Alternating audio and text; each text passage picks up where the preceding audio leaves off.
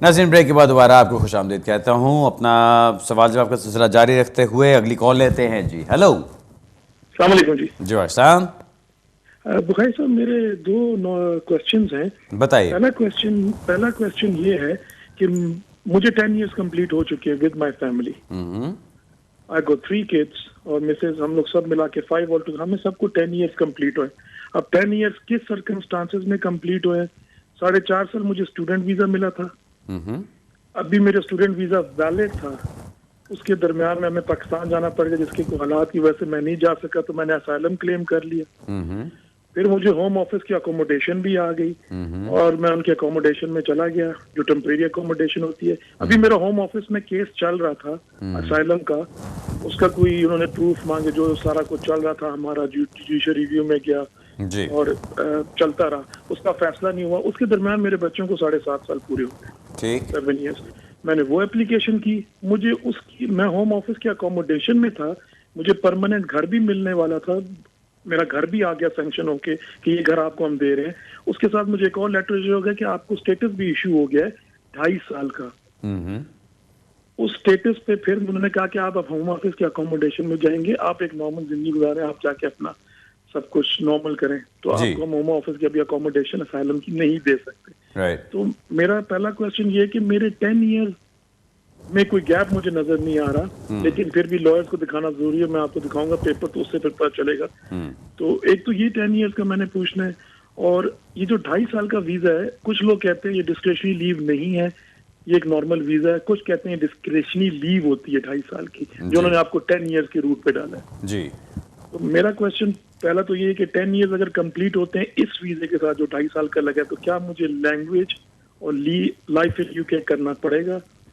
Second, ये मेरा question था कि ये जो पूरा टाइम पीरियड अगर मेरा नहीं कंप्लीट होता, तो मैं नॉर्मल एक्सटेंशन कराऊंगा 2.5 साल की अगेन, उसमें फिर लाइफ इन यूके और ये जरूरी है या नहीं है? ओके, और कोई चीज सर?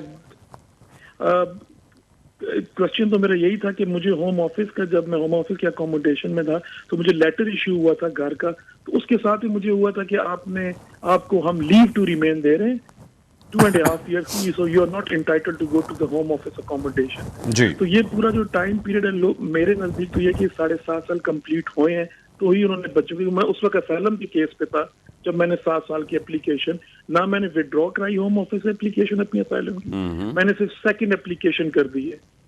मुझे सिर्फ एक बात बताइएगा सर, आपने जब असाइलम किया हुआ था, आपका असाइलम रिफ्यूज हुआ, रिफ्यूज होने के बाद आपको अपील का राइट मिला था कि नहीं मिला था, या सीधा जुडिशियल रिव्यू मुझे में गए अपील थे? का राइट मिला था और मेरा भी अपील का राइट चल रहा था। मुझे होम ऑफिस ने कहा था कि हम आपको अकोमोडेशन नहीं देंगे, कि माशाल्लाह आप जहाँ रहते हैं बहुत बड़ा घर है और आपको सपोर्ट भी है कजन्स की, फैमिलीज की। Sir let me stop you 1 second जी, हम प्लीज। आपको एक मिनट रुकिएगा। मैं आपसे जो चीज़ पूछना चाह रहा हूँ, मुझे अकोमोडेशन से कोई ताल्लुक नहीं है सर, मैं सिर्फ ये पूछना चाह रहा हूँ, आपका असाइलम रिफ्यूज हुआ, अपील का राइट मिला, आप अपील में गए थे? हम अपील में गए, हमने उनको लिखा सारा कुछ, अभी हमारा होम ऑफ कंसिडरेशन में था केस।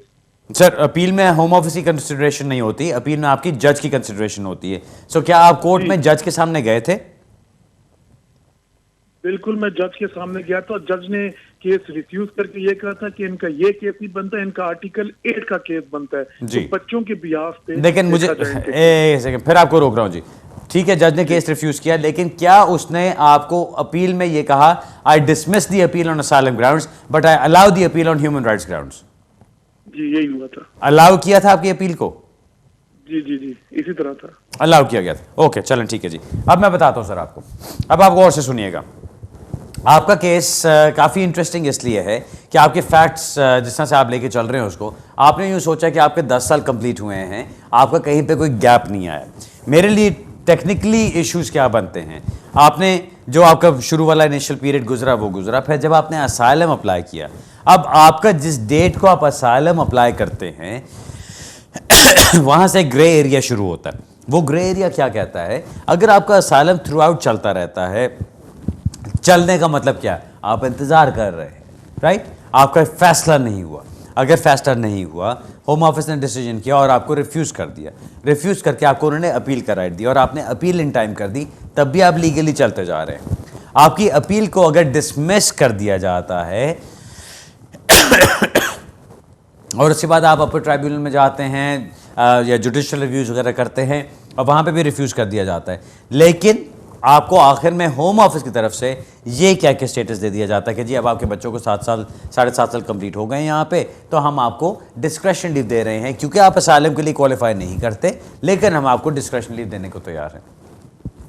ये सारी सिचुएशन को समझ के मुझे लगता है कि आपका लीगल स्टेटस नहीं चला, वो इसलिए कि आपका असाइलम केस रिफ्यूज़ हुआ और कहीं पे वो सब कुछ ख़त्म हो गया, और उससे ख़त्म होने के बाद किसी एक रिकन्सिडरेशन स्टेज के ऊपर जाके होम ऑफिस ने आपको ह्यूमन राइट्स के ग्राउंड्स के ऊपर ये चीज़ अलाउ की कि आपको उन्होंने 2.5 साल की लीव दे दी। दूसरी तरफ ये हो सकता है कि जज ने जब आपको अपील में रिफ्यूज़ किया तो उसने कहा कि जी मैं असाइलम ग्राउंड्स के ऊपर तो केस को उड़ा देता हूँ, I dismiss the appeal on asylum grounds.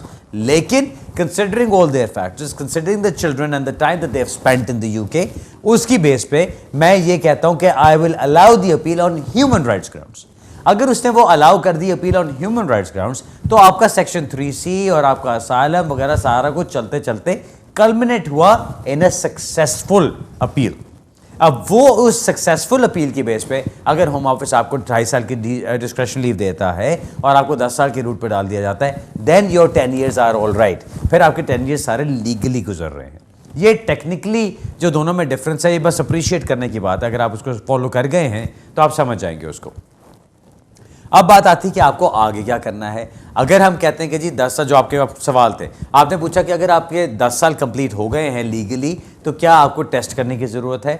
10 साल लीगली कंप्लीट होने का मतलब क्या होता है। अच्छा, इससे पहले कि मैं उसमें जाऊँ, मैं आपको ये सवाल का एक बात और कहता चलूँ।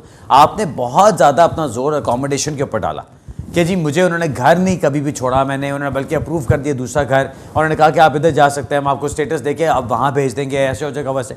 घर का आपके पास या नास की सपोर्ट चलना या कोई और बेनिफिट चलना, वो आपकी लीव टू रिमेन मिलने के मुतरादिफ नहीं होता।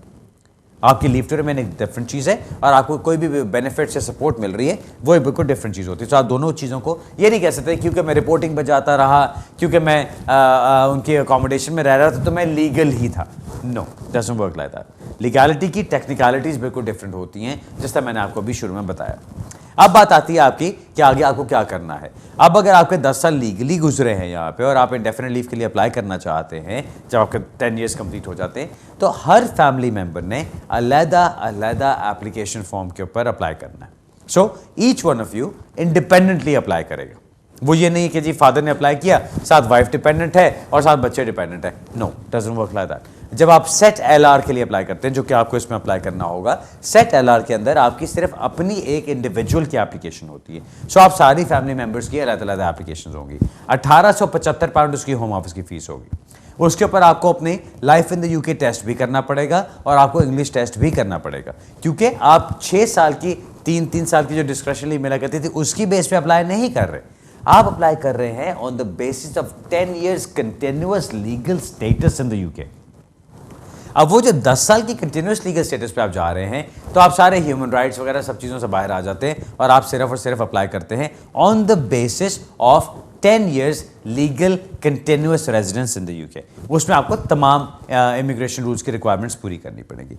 दूसरा आपने सवाल पूछा कि अगर आपने सिर्फ नॉर्मल एक्सटेंशन करानी होगी कि आपकी DLR क्या है, क्या वो खाली लीव टू रिमेन है, क्या है। देखिए, इमिग्रेशन रूल्स के अंदर रहते हुए अगर तो आप इमिग्रेशन रूल्स को सेटिस्फाई करते हैं, तमाम रिक्वायरमेंट्स को सेटिस्फाई करते हैं, तो आपको 5 साल के रूट पर डाला जाता है। अगर आप उनको सेटिस्फाई नहीं करते, लेकिन फिर भी आपके कुछ ऐसे ग्राउंड्स बनते हैं, प्राइवेट एंड फैमिली लाइफ के ग्राउंड्स बनते हैं, जिस तरह से आपके इसमें यहाँ पे आपके बच्चों के साथ होंगे, तो विद इन इमिग्रेशन रूल्स आपको 10 साल के रूट पर डाल दिया जाता है। इट इज़ डिस्क्रेशनरी लीव वो, लेकिन आपको विद इन इमिग्रेशन रूल्स क्योंकि ग्रांट की जाती है, तो it's not called DLR, it is actually called leave to remain within the immigration rules under paragraph 276 ADE, और फिर आगे 1, 2, 4 जो भी उनके रीजन जिसकी वजह से आपको उन्होंने दिया है वो उसके अंदर आ जाता है। So again little bit technicality जिसमें आपको जाने की जरूरत नहीं है। आपने अपना फोकल पॉइंट इस चीज़ पर रखना है। जब आपके 2.5 साल कंप्लीट होते हैं, या तो आप उससे पहले 10 साल कंप्लीट करके अपनी इंडेफिनिट लीव की ट्राई कर चुके होंगे। अगर वो ट्राई आपकी कामयाब नहीं हुई है, तो फिर आप इस चीज़ के ऊपर फॉल बैक करते हैं कि अच्छा मैं 2.5 साल के बाद अपनी एक्सटेंशन के लिए अप्लाई करूंगा। वो जब आपने एक्सटेंशन अप्लाई करनी है उस वक्त आपको फिर इंग्लिश टेस्ट वगैरह करने की कोई ज़रूरत नहीं है, क्योंकि आपको 10 साल के रूट के ऊपर डाला गया है। So no life in the UK test, life in the UK test फिर भी आपने इंडेफिनिट लीव के लिए करना होता है, लेकिन no life in the UK test और इंग्लिश टेस्ट रिक्वायर्ड अगर आप सिर्फ अपनी 10 साल की रूट पे जो DLR तरह की चीज़ मिलती है अगर आप उसकी बेस पे अप्लाई कर रहे हैं तो फिर आपको वो इंग्लिश टेस्ट करने की ज़रूरत नहीं है। मैंने आपके तमाम सवालों के जवाब दे दिए हैं। आई नो कुछ टेक्निकलिटीज़ हैं बीच में, मैं कुछ शायद तेज़ बोल गया हूँ, आपको शायद हर चीज़ को आपने एग्जैक्टली फॉलो ना किया हो, लेकिन मेरी कोशिश थी कि इस सवाल में मैं बहुत सारे और लोगों की इन्फॉर्मेशन आपको दे दूँ कि जो सुन रहे होंगे जिनको शायद हम सवाल सुन के जवाब ना मैं दे सकूं, लेकिन आपको डेफिनेटली बहुत सारी इन्फॉर्मेशन इसके अंदर मैंने दे दी है। अगला सवाल लेते हैं जी। हेलो सत श्री अकाल भाजी। हेलो जी, वालेकुम सत श्री अकाल, की हाल है, ठीक हो? हाँ जी ठीक है भाजी। ਅਸੀਂ ਨਾ 7 ਸਾਲ ਦੇ ਵਿੱਚ ਤੇ ਕੇਸ ਲਾਇਆ ਸੀ, ਸਾਡਾ ਮੁੰਡਾ ਸੀ ਨਾਲ ਸੱਟੇ। ਹਾਂ ਤੇ ਉਹ ਰਿਫਿਊਜ਼ ਕਰ ਦਿੱਤਾ, ਸਾਨੂੰ ਦਾ ਅਪੀਲ ਦਾ ਰਾਈਟ ਦਿੱਤਾ ਸੀ ਉਹਨਾਂ ਨੇ। ਹਾਂ ਤੇ ਹੁਣ ਸਾਡੀ ਹੀਅਰਿੰਗ ਆ, ਤੇ ਉਹਦੇ ਵਿੱਚ ਸਾਨੂੰ ਕੀ ਚਾਹੀਦਾ ਆ, ਕੋਈ ਡਾਕੂਮੈਂਟ ਫੇਰ ਚਾਹੀਦੇ ਆ। ਹੀਅਰਿੰਗ ਕਦੋਂ ਹੈ ਤੁਹਾਡੀ ਜੀ? ਸਾਡੀ ਅਗਸਤ 'ਚ ਆ ਜਿੱਦਾਂ। ਅਗਸਤ 'ਚ? ਉਹਨਾਂ ਨੇ ਵਕੀਲ ਨੇ ਕਿਹਾ ਸੀ ਜੋ ਸਾਡੇ ਤੋਂ ਮੰਗਿਆ ਸੀ ਅਸੀਂ ਉਹ ਭੇਜ ਦਿੱਤਾ ਆ। ਉਹਨਾਂ ਨੇ ਕਿਹਾ ਸੀ ਬੱਚੇ ਦੀਆਂ ਫੋਟੋ ਹੋਣੀਆਂ ਚਾਹੀਦੀਆਂ ਆ, ਜਿਹੜੇ ਤੁਹਾਨੂੰ ਕੋਈ ਜਾਣ ਪਛਾਣ ਆ ਉਹਨਾਂ ਦੇ, ਕੋਈ ਘਰਾਂ ਦੇ ਐਡਰੈਸ ਨਾਲ ਜਿੱਦਾਂ ਕੋਈ ਉਹਨਾਂ ਦੇ ਵੀ ਜਿੱਦਾਂ ਆਈਡੀਆਂ ਜਿੱਦਾਂ ਨਾਲ ਹੋਣੀਆਂ ਚਾਹੀਦੀਆਂ, ਤੇ ਇਦਾਂ ਦੀਆਂ ਚੀਜ਼ਾਂ ਭੇਜੀਆਂ। ਤੇ ਹੁਣ ਵੀ ਸਾਨੂੰ ਕੁਝ ਹੋਰ ਵੀ ਚਾਹੀਦਾ ਉੱਥੇ ਉਦਣ ਨੂੰ। ਅੱਛਾ ਚਲੋ ਮੈਂ ਦੱਸਣਾ ਜੀ। देखो यह चीज़ मेरे लिए बड़ी मुश्किल हो जाती है कि एक वकील तुहानू एक चीज़ दसदा है, तुसी एक वकील दे नाल हो, तो तुहानू अपील ते लैके चल रहा है, अपील की तैयारी करा रहा है, तो फिर तुसी मैनू TV ते दसदे हो कि जी उन्हें यह किया, तो मैं कहा वो बिल्कुल रबिश है जी, यह ठीक नहीं है, इस तरह की गल नहीं है। जो कुछ उन्होंने तुहानू दस्या है वो स्टैंडर्ड किस्म की चीज़ां तो हैं ਜਿਹੜੀਆਂ ਬਿਲਕੁਲ ਹਰ ਕੋਈ ਜਾਣਦਾ ਹੈ, ਹਰ ਕੋਈ ਸਮਝਦਾ ਜੀ। ਬੱਚਿਆਂ ਦੀ ਤਸਵੀਰਾਂ ਲਾ ਦਿਓ, ਕੋਈ ਲੈਟਰ ਆਫ ਸਪੋਰਟ ਲਾ ਦਿਓ, ਇਹ ਤਾਂ ਨੋਰਮਲ ਜਨਰਲ ਕਿਸਮ ਦੀ ਚੀਜ਼ਾਂ ਨੇ ਜੀ। ਤੁਹਾਨੂੰ ਜਿਸ ਚੀਜ਼ ਦੀ ਜ਼ਰੂਰਤ ਹੈ ਉਹ ਹੈ ਵੇ ਕਿ ਤੁਸੀਂ ਆਪਣੇ ਕੇਸ ਨੂੰ, ਉਹ ਸਾਰੇ ਜਿਹੜੇ 100-150 ਕੇਸ ਉਸ ਦਿਨ ਕੋਰਟ ਵਿੱਚ ਲੱਗੇ ਨੇ, ਉਹਨਾਂ ਤੋਂ ਚੁੱਕ ਕੇ ਉੱਤੇ ਰੱਖੋ ਤੇ ਜੱਜ ਤੁਹਾਡੇ ਕੇਸ ਨੂੰ ਦੇਖੇ ਤੇ ਕਹੇ ਹਾਂ ਇਹ ਸਟੇਟਸ ਬਣਦਾ ਹੈ, ਇਹਨਾਂ ਦੀ ਫੈਮਿਲੀ ਲਾਈਫ ਬਣਦੀ ਹੈ, ਇਹ ਬੱਚੇ ਵਾਕਈ ਇੱਥੇ ਬੜੇ ਸੈਟਲਡ ਹੋ ਚੁੱਕੇ ਨੇ। ਇਸ ਤਰ੍ਹਾਂ ਦੇ ਬੱਚਿਆਂ ਨੂੰ, ਇਸ ਤਰ੍ਹਾਂ ਦੀ ਫੈਮਿਲੀ ਨੂੰ ਇੱਥੋਂ ਕੱਢਣਾ ਜ਼ਿਆਦਤੀ ਹੋਏਗੀ ਨਾ।